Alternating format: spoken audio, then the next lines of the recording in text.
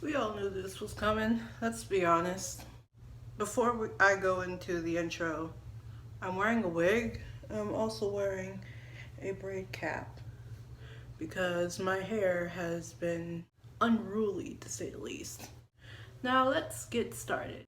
Hi, my name is Tokiku Uzuru, also known as Toki, and today we're going to be doing one of my favorite videos to do, probably not to edit though, Disney versus Origins. And today we're doing the story of Rapunzel, or what Disney named it, Tangled. And if you don't know what I do for Disney versus Origins, I end up reading whatever origin story is in this here book of fairy tales did by the Brothers Grimm and compare it to the Disney adaptation of it to see what they kept in, what they didn't keep, what they added on to. Full disclaimer, this is gonna, if you haven't watched the movie Tangled, this is gonna be this is your one and only spoiler warning. After this, I'm not doing it. Now that I've gotten through that, let's go. So we're gonna start off with the fairy tale origin story of Rapunzel. So King and Queen No Name, they literally don't have a name in the book, but King and Queen No Name longed for a child. How these princess tales normally start, right?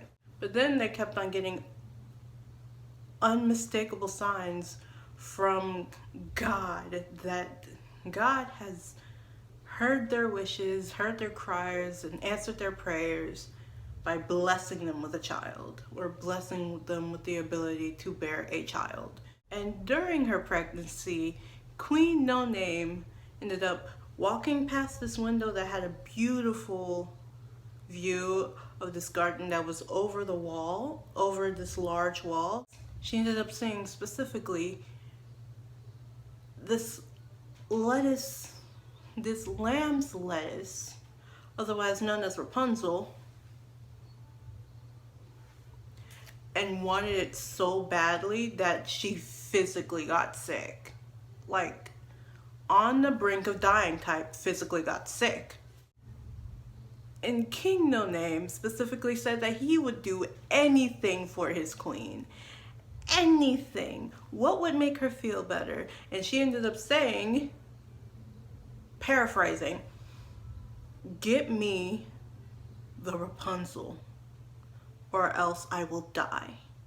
So King No Name, wanting to go ahead and do anything for his queen, decided to go ahead and sneak over the high brick wall and into the garden that apparently was owned by a witch, and we're going to be calling her Green Witch, and got her the lamb's lettuce, or fake baby spinach, and pleased his queen as such. But then the Green Witch, or GW that we're going to be calling her now, ended up eventually catching him in the act of trying to go ahead and steal the Rapunzel, aka fake spinach. And when I go ahead and tell you that she wasn't happy about it, you can go ahead and get that book yourself. I've already shown you the cover and you can read it for yourself. She was not happy about it.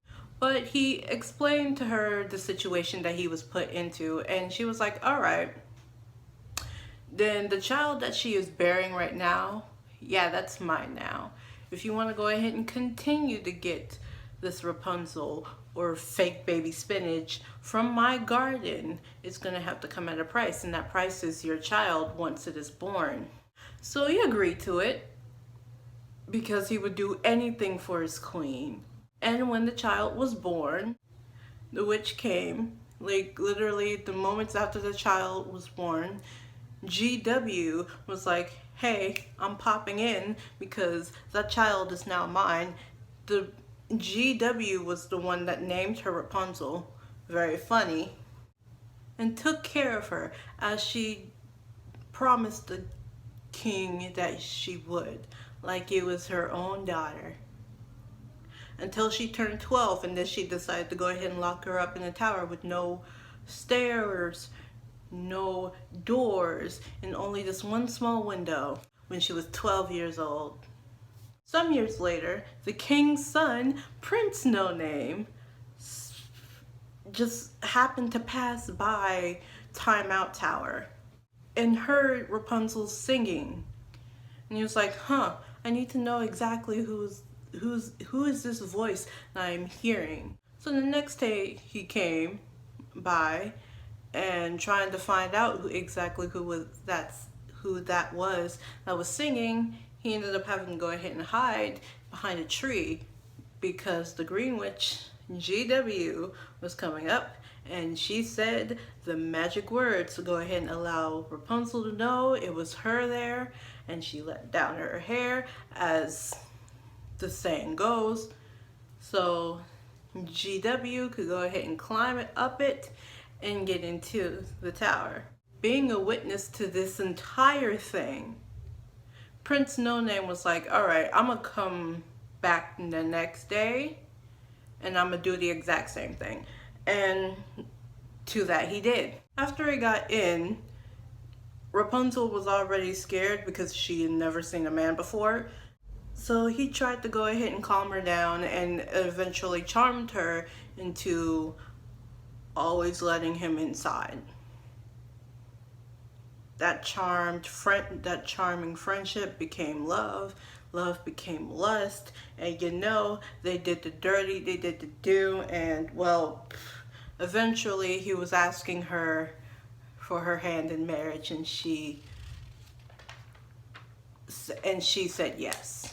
So the Green Witch eventually found out about the entire thing, about Rapunzel allowing Prince No Name to go ahead and come up into the tower, of allowing Prince No Name to lay in her bed and end up getting her knocked up with twins. And she gets livid. So the Green Witch decided to cut Rapunzel's magical hair, transfer her to a wild place, that's literally what the story says, by magic, by the way, had Rapunzel, and now with two twin children, live like tramps, being beggars, almost dying by the outside elements, and tricked Prince No Name into coming into the tower. And then while she's rambling and telling him about how bad of a person he is, backed him up to the window, and eventually he fell out. Luckily, he didn't break any bones, but he did fall into a thorned bush, which pierced his eyes and blinded him for like the rest of his life. So then, blinded, he can't see, and he ended up wandering around again, being a beggar, trying to figure out exactly where his kingdom was, until he somehow wandered into the same vicinity as Rapunzel and her twins, heard her singing, and decided to go ahead and follow the voice as what got him into this mess in the first place. So his eyes ended up being healed by Rapunzel's tears, and him, Rapunzel, and their twins ended up finally finding Prince No Name's kingdom, was welcomed with open arms, and happily ever after. So now we're going to try to condense the hour and 40-minute movie that was Disney's Tangled. So like the fairy tale that I just spoke about, King and Queen No Name was blessed with a child, and the queen ended up getting very sick. So desperate for a miracle, they went out to go ahead and find this magical, majestic, miracle flower to go ahead and heal the queen of whatever illness she had. And surprisingly, she ended up getting completely better. She had Rapunzel, she named her Rapunzel, and they ended up celebrating Rapunzel's birth by lighting up lanterns and allowing them to float. It's nighttime, everyone's asleep, And Mother Gothel, the person that kept on using the flower before everyone else ended up finding it to go ahead and stay youthful and to stay young, ended up trying to go ahead and use Rapunzel's hair to go ahead and make her young, or at least bring a piece back just to keep herself young. Realized that cutting her hair cut the magic off, so she couldn't go ahead and just take a piece of hair. No, she ended up having to take the entire bab. She took the entire baby. She stole an entire baby. This brings the question of what would you end up doing just to keep your youth? What lengths would you go? What lengths would you go to just to keep your youth? So as Rapunzel ends up spending apparently 18 years in Timeout Tower, it's like the day before her birthday, and we end up seeing into all of the things that she has to do on a daily basis, which is kind of making me feel like it's similar to quarantine right now. Ouch. And for her 18th birthday, she thought, hey, I'll go ahead and ask Mother Gothel if I could go outside for once and see the floating lights. And Mother Gothel's like, you mean the stars? No, the floating lights. I already tracked the stars. I had enough time to go ahead and do that because I was stuck in this tower for 18 years. I wish I was joking. And Mother Gothel just refuses to go ahead and allow her to go outside. End of discussion. Next point. So now I'm going to introduce what Prince No Name would be. Flynn Rider, aka Eugene Fitzhuttenberg? His real name's going to be right here. I'm going to have to search that up now. But we're just going to be calling him Ryder because it's so much easier to remember. So Ryder, a very sly thief, gets introduced and somehow ends up coming across Timeout Tower where Rapunzel is. And Rapunzel also ends up pointing out that this might just be fate because he ended up bringing the crown that he stole from the very same kingdom that Rapunzel was also stolen away from. And agrees to Rapunzel's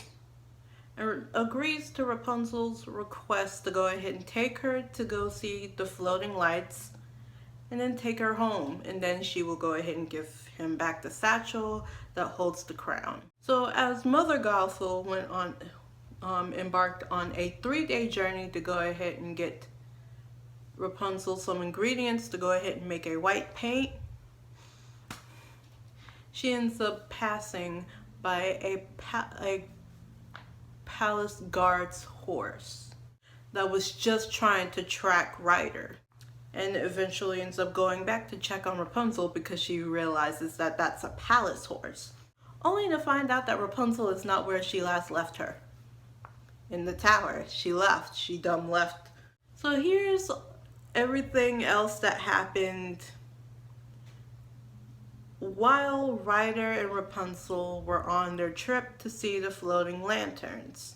They talked about or messed about, and she ended up having what seemed like a manic depressive episode where in one scene she would go ahead and be happy that she left, and then another scene she would go ahead and be really sad about the fact that she's basically lying to her mother. Ends up coming across this saloon, I'm calling it, of nothing but ruffians, and ended up changing their entire lives, had an entire show tune, and now they're no longer like very mean. They're friends. They were about to go ahead and sell Ryder to the highest bidder. Human trafficking, Disney. Wow. Ended up having a really good chase scene, like Indiana Jones. A really good chase scene with like Indiana Jones hair swinging, and a lot of it. Almost drowned, but Rapunzel remembered that she has magic hair that glows. End up finding secrets about each other, you know, a bonding moment after you almost just die. And sidebar, Mother Gothel tries to convince Rapunzel, while Ryder went to go get more firewood, to come back home to Timeout Tower, and Rapunzel refuses. Back onto the list. They form an alliance with the palace guard's horse, the one that was just chasing Ryder at the beginning of the movie, and a thief. Finally, they get to the kingdom after what seemed like an entire day, and has a blast. Plus, Rapunzel's hair finally gets braided up so she's not tripping over it, and whenever they have to go ahead and run, she doesn't have to gather it up, because that has actually been an issue several times. And she finally gets to see the floating lanterns in person, and also ended up lighting up a floating lantern and allowing it to go ahead and just float up into the sky. Bye, lantern. And then you get the infamous "and at last I see the light" scene. Another sidebar. After they end up dealing with more bonding, Ryder goes to take care of some business that he has to attend to, aka giving the crown back to two other larger thieves that he ended up stealing the crown from.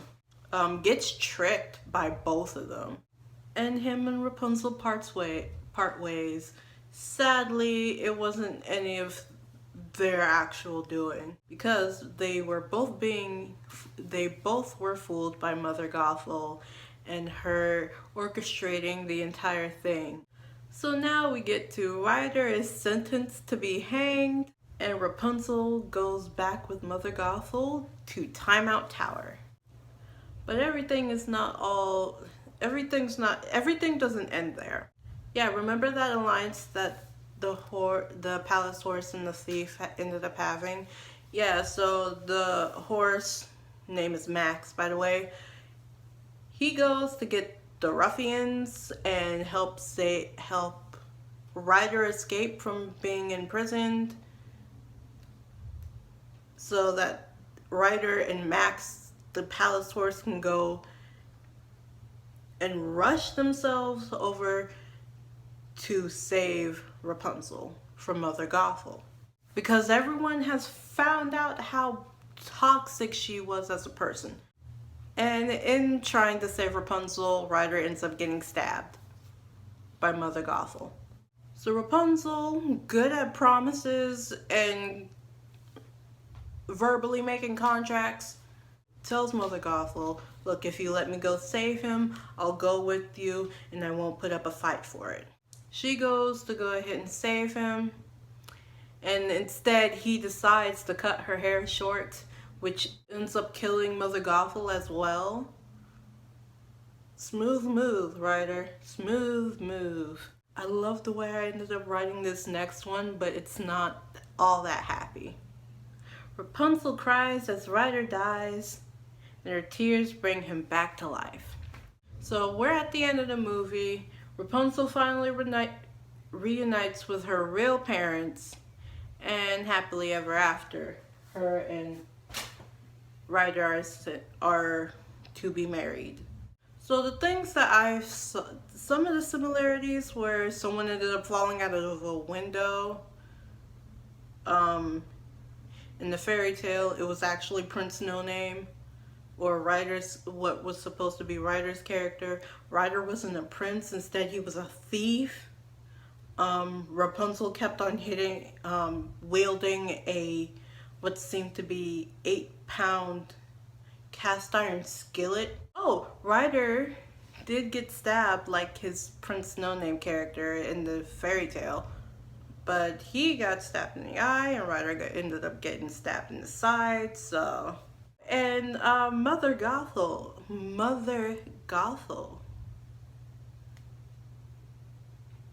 was such a toxic character. At least in the story, it doesn't really tell you why she was angry about Prince No Name being there. Maybe it's because she just wanted to keep her pure. Maybe it's Maybelline. I don't know anymore. So as I'm done with the Disney versus Origins for Rapunzel, it is about time for me to go ahead and do the stereotypical YouTuber outro, where I, as a stereotypical YouTuber, will tell you if you like this video. Of course, like it. That's what the button is for. You can also go ahead and tell me in the comments section any other theories that you have for specifically the movie Tangled, or what other Disney movies you would want to go ahead and know, like what the actual origin story is. Share this video to anyone that is specifically a Tangled or Rapunzel fan, because I'm pretty sure they would really love the fact that I've just gotten into Tangled, and they would want to go ahead and tell me a lot. And they would also want to go ahead and put down in the comments below their theories on like the movie Tangled and all of the little itty bitty details that Disney decided to go ahead and put in the movie. Like, did you see Ryder's eyes anytime his emotions changed?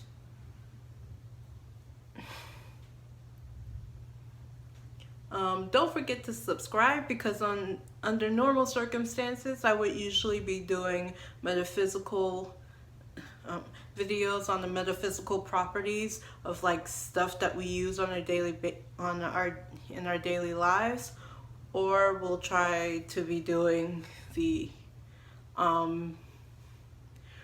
religion for beginners series. I still need to figure out exactly how to do that one properly with the least amount of people getting angry at me. But if you care for these Disney versus Origins, you can also tell me that in the comments below.